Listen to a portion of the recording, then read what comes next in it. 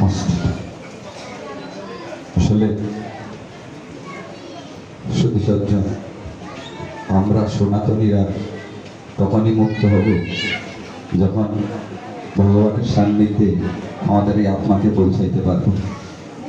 কিন্তু আত্মাকে ভগবানের সান্নিধ্যে পৌঁছানোর জন্য যে মূল মাধ্যম প্রয়োজন সেটি হচ্ছে গুরুদেব।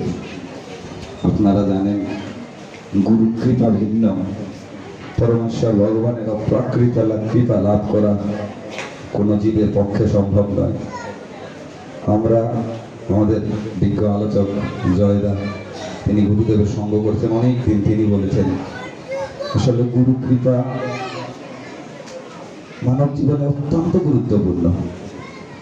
যেহেতু আমরা অত্যন্ত ভাগ্যবান, অতি ভাগ্যের ফলে আমরা এরকম পরমারাধ্য গুরুদেবের সান্নিধ্য লাভ করেছি।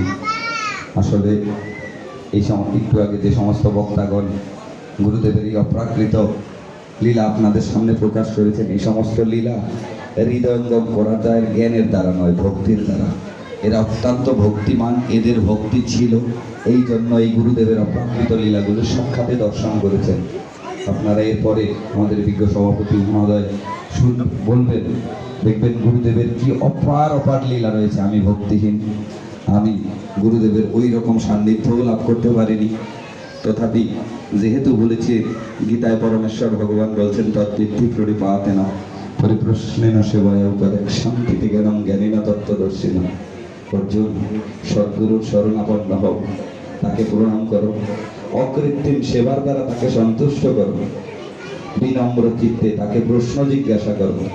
তাকে প্রশ্ন করলে সেই তত্ত্বদর্শা জ্ঞানী পুরুষ তোমাকে জ্ঞান উপদেশ দান করবে, সেই জ্ঞানের দ্বারা তুমি আমাকে লাভ করবে। যেহেতু আমাদের মূল লক্ষ্য হচ্ছে ভগবান, এই জন্য গুরুকে অতিক্রম করে আমরা ভগবানের সান্নিধ্য পর্যন্ত পৌঁছাইতে পারবো না। যেহেতু আগেই বলছিলাম বহু ভাগ্যের ফলে এইরকম গুরুর সান্নিধ্য লাভ করেছি। আপনারা একটু আশীর্বাদ করুন, তিনি যেন আরো শত সহস্র বৎসর এই জগতে ধরাধামে থেকে আমাদের মতো পতিতকে উদ্ধার করে ভগবানের শ্রীপাদ পদ্ম পর্যন্ত পৌঁছাইতে পারে। আমি আর এর বেশি কিছু বলবো না। হরে কৃষ্ণ।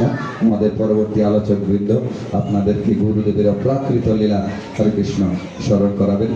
এই পর্যায়ে আমি সবিনয়ে অনুরোধ করছি মন্দির কমিটির সম্মানিত সভাপতি বাবু অবিনাশ নন্দীকে, তিনি গুরুদেবের সেই অপ্রাকৃত লীলা হরে কৃষ্ণ আপনাদের সম্মুখে বর্ণনা করবেন।